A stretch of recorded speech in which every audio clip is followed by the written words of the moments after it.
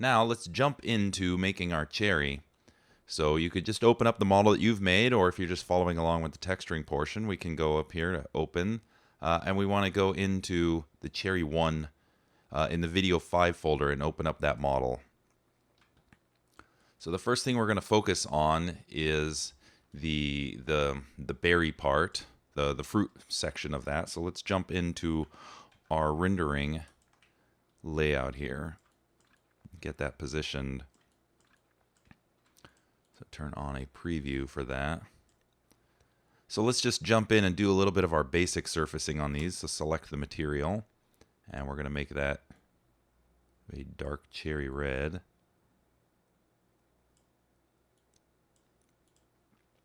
Like I've said before, I like to kind of have the environment in there to give it more than the default Modo gray to reflect off of.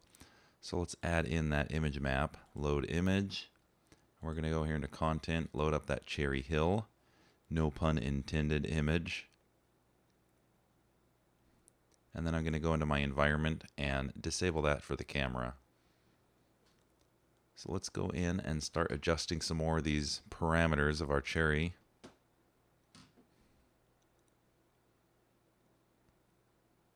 So I think we're going to boost this to about 15 in the specular, and our roughness is pretty high, so I want to bring that back down. See, we can see some more of those details. Now, let's look at our reference. So you see that cherries themselves are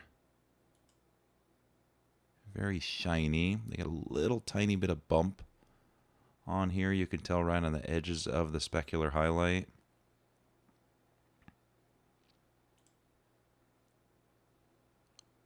And they seem to have these little splotches on there. They're not like a consistent flat red color.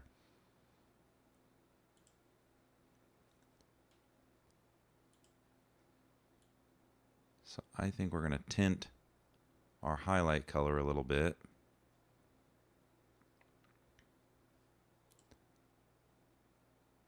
And then we're going to put on a little bit of that clear coat.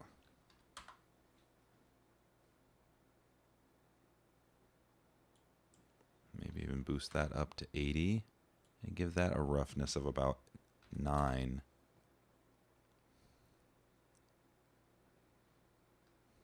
Okay, now we want to put in some of those streaks, some of that surface imperfections that you have on there. And I'm just going to do that with some noise layers. So I'm going to add it in a texture and a noise. I want the streaks to be sort of long. So we're going to go into our texture locator here and increase the height on there. But you can see when we do that this way that they're still splotchy on the top. It's only stretching it in that one Y direction since that is a solid projection. So I think what I'm going to do is I'm going to go in here and I'm going to make this a UV map. So this is where it's really useful that we created that UV map that sort of hugs the surface. And we want to define that as the texture. And sometimes I find it a little bit easier if we boost the gain up to 99 to see what's going on with that texture. So I think now we can go here to our gang edit, scale that down. No, smaller. We went into the negatives. Want something around that size, I think. Make sure we go back to our default gain value. Now I'm going to give this kind of a red color, a very dark red color, and then I'm going to set this layer to multiply. So we could probably even go on the size value a little bit wider.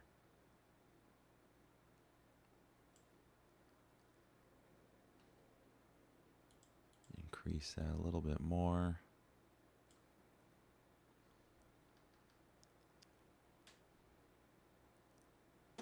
And maybe make that underlying color a little bit darker, a little more saturated, a little darker. Nice thing about doing the multiply over the noise layer over the top is if you make the underlying color darker, the multiplication is always going to have for the same amount of difference in it because it's always going to be darkening up whatever that color is.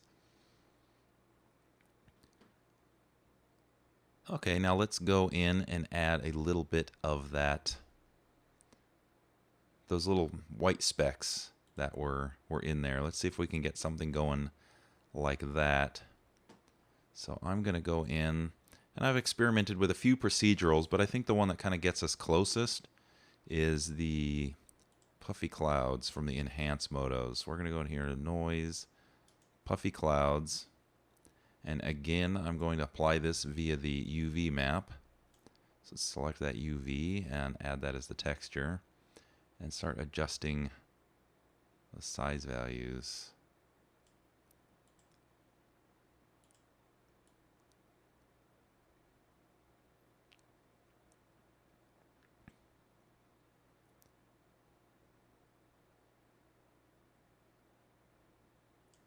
I think that's about the right size. And we can adjust some of these, the increment and the coverage. Maybe that's the wrong direction for the coverage. We get 1.5.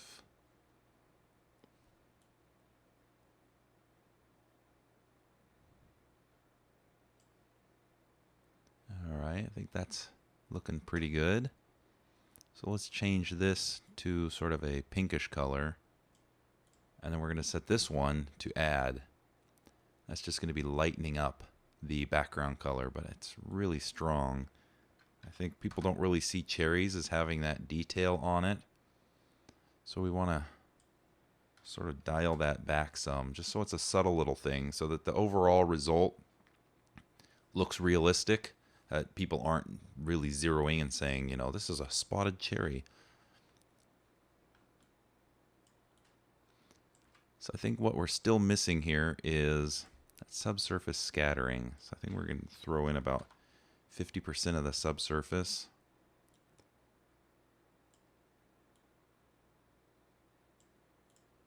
Make that maybe about 60 millimeters. Sort of gives it that glowing quality. And if you'd like, we can go into this diffuse color and we can create an instance of that. We can set that to the subsurface color right off the screen there. That just enhances that sort of those dark streets a little bit more. So the one last detail I think that we're still missing here is this little subtle, very slight bump map. Let's go in and add that in again using noise. And I'm going to give this maybe 1 millimeter. Like I said, it's often easier to kind of see what's going on if you give it a really high gain. 1 millimeter is awfully too small. Not 3 meters, 3 millimeters. No, I think probably 1 millimeter was actually 2.5 millimeters. How's that sound? And then we're going to set this to bump. Come on, select the bump. And right away, that's going to be really super strong. We don't want it that strong at all. So I am going to go into the material and set the bump amplitude to about 200 So that's about 0.2 of a millimeter. Maybe even that is too strong. 100 So it just kind of breaks that up. But it kind of breaks up the glossiness. So one of the nice new features in 901, we can go into this clear coat bump amount, and we can actually scale that back to about 30%. So now the clear coat is only using 30% of that tiny little bump amount.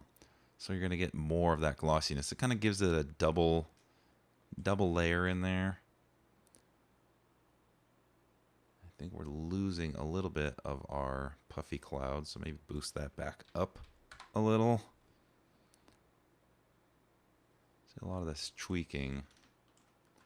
Okay, I think that's looking pretty good. So we're going to go in and we're going to go to Save As. We're going to jump into the Video 6 folder, and I'm going to save this here to Cherry 2. So you can see exactly what it is. So I think the next thing we're going to do is we want to work on the stem.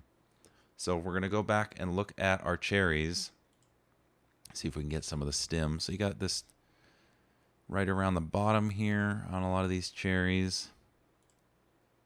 It's a little bit brown inside of there, and it gets a little bit of a sort of a reddy brown here. And then you have sort of a yellowish green that kind of fades to a greeny green right in here. So let's see about setting up those colors on that. So we're going to go into our cherry stem. And I'm going to use that using the gradient again. So let's go into processing and assign our gradient.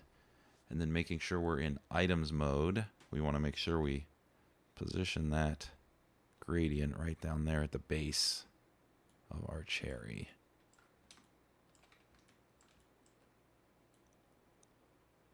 So that's about right where it needs to be. So go back to our camera view. Q to drop that. All right, so now let's go in and make sure that we're setting this to a distance to locator. We're doing exactly as we did with the little orange stem, and we're going to color this based on the distance to that locator. So let's open up an editor here first. Make sure that it's affecting our surface by applying that color, and it is indeed. So we're going to set that color there at the base with sort of a browny. It's just really right at the base. And then I think we're going to set a key inside of here. Give that a color. I'm going to give that a really garish color so I can define exactly where that is. Hit A to sort of zoom in there. And to make it more obvious, I'm going to click this little button here, and that's going to draw an exact line. So I think right there gets the base. All right, perfect. We'll go back to the smooth. So let's start defining those colors. So at the very base down here, we kind of want to do a lemony yellow. Green, something like that. That could go even a little bit darker. I think in here, we're going to do more of a green. Now we have to change this horrible blue here.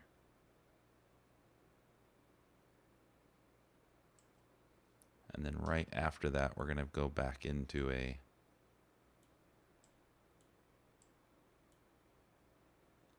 sort of a brownish color there.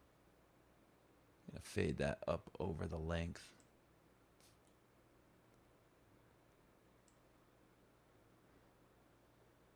All right, that's looking pretty organic for the cherry stem. So another quality, if we look at these really closely, hopefully I can get this, is they have these little sort of streaks, these little undulations in the cherry itself. Sort of a little woody look to that. Yeah, you can see that a little more better there. So let's see if I can't do some sort of a displacement on there to mimic that look. So we're going to zoom in pretty close here.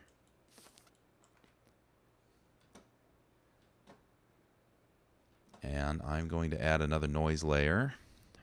Texture, noise. And I'm going to set my gain to 99 just so I can see what we're doing. Now I want to apply this to that UV map that we made that was sort of wrapped around the entire stem. So I think that's going to give us more control. So again, set our UV map and assign that to texture. So let's start scaling down these values. Do we get it to?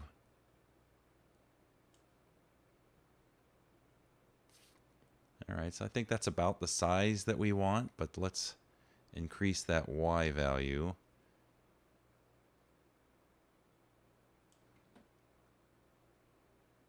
All right, so yeah, I think that's exactly what it is that I'm looking for. So I'm going to go back and set my texture layer now to maybe about 60, not quite at 50. Now I'm going to set this as displacement, and it's really going to punch out a lot because our displacement value is so high. So we want to set this displacement distance here to maybe 1 millimeter.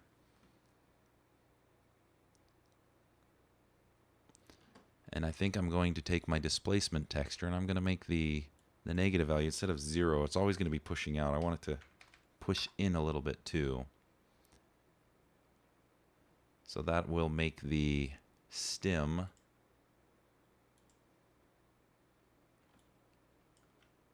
just have a little bit more of those details. Okay, so now we're going to add a little bit more organic details on top of that yet again. So this time I'm going to add in a processing and then occlusion, so like I like to do. So I'm going to add in a concavity, and I'm going to set the maximum cavity angle to 2. So that's really going to gather that darkness into those concave bits inside of there, really make it sort of like an accessibility type of look. And I'm going to set this to a very sort of dull dark green color. And again, set this to multiply.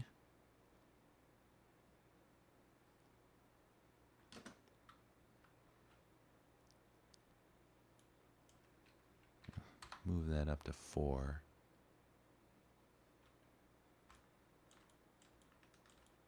See how that's looking up here.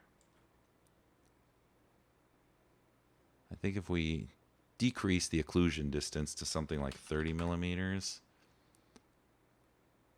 then it'll bring it in there. I think that's better. Definitely better.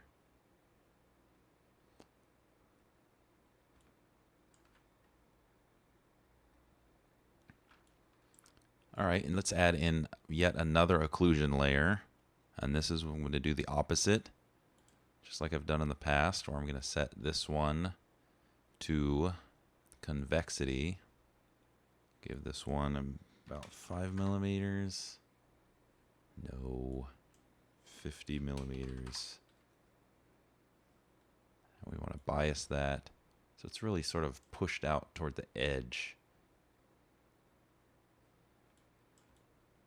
So what is that black that's on the edges? So we're going to take that black and give that sort of a browny sort of color. We're going to make this one solid black.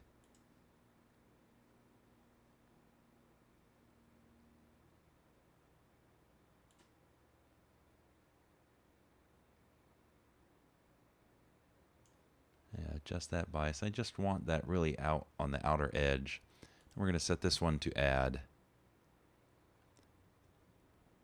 Add right at the top. So that's going to contrast what we're darkening in the crease areas, kind of give it a much more sort of organic, natural look to it. So I think that gives us sort of that woody sort of stem look to there. So let's see what we can't go in now and do to the leaf. So I think the number one thing we need to do to the leaf is I've already applied the color map that I was able to grab.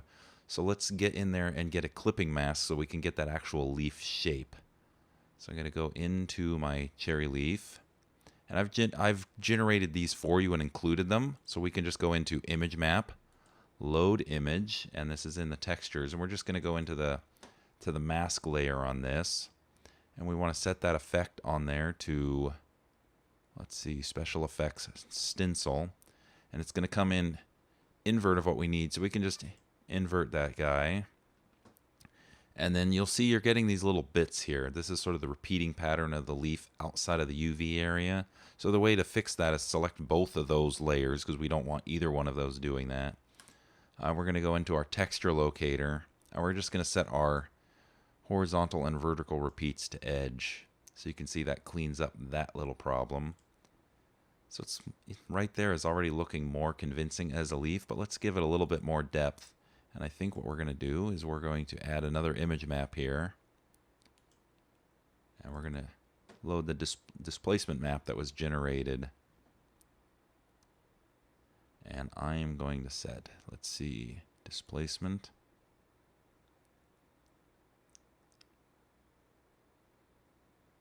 All right, I think that gives you a pretty good looking leaf.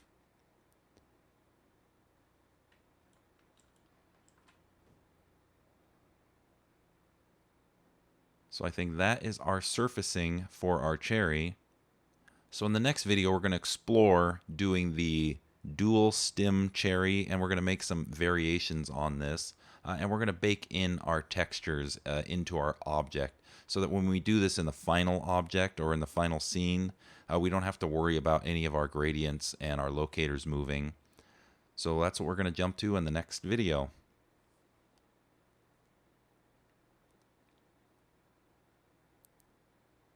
So in summary, we grabbed some procedural textures and we added some realistic surfacing to our cherry here. We added in some displacement using various types of noise and some occlusion. And then we also were able to get a more realistic looking leaf by using a clip mask on here. So in our next video, we're going to duplicate this cherry and we're going to make a couple variations on this using a little bit of a deformer to give us some flexibility in bending this stem. And we're going to make a little double cherry stem, and then we're also going to have our single cherry here. So only the double is actually going to end up with the leaf for our purposes on that. So in the next video, that's what we're going to do.